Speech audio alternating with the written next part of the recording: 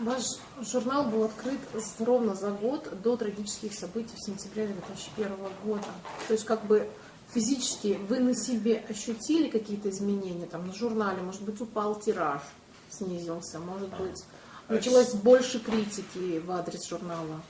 As you said, your magazine appeared right 9 months before the one year before the actual 9/11 happened. Do you think you faced any kind of personal or any kind of problems with the magazine productions, like maybe the number of production is like decreased number of production appeared after this 9/11? At that time, when we started the magazine, Мы начали наш журнал. we were printing in Indonesia.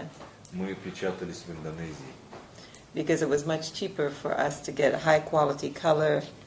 Потому что было очень дешево, допустим, печатать в Индонезии высокого качества цветную печать. And the good paper. И хорошую печать на хорошей бумаге. Even with the shipping and the expediting and everything, it was still a third cheaper to print in Indonesia than it was to print here.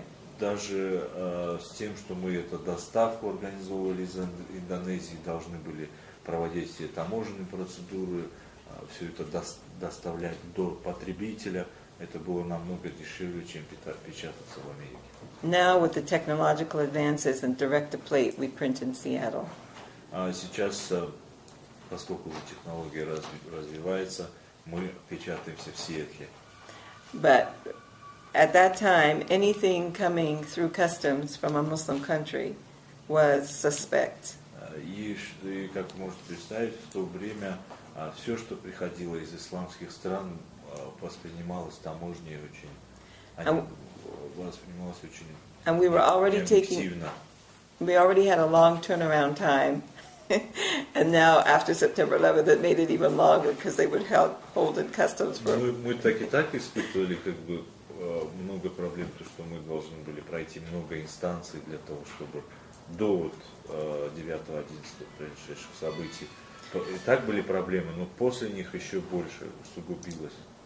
But actually, because of 9/11, there was increase in interest.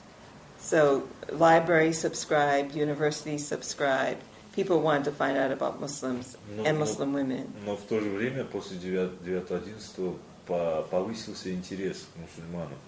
А у университетов, у различных представителей академических институтов, они начали подписываться на наш журнал, чтобы как бы узнать больше, узнать больше о мусульманах, о жизни мусульман. Yeah, because Islam was under a spotlight, and people wanted to find out who they were, what was going on. Поскольку ислам являлся как бы такой вот горячим, как это называется? Да, горячей темой.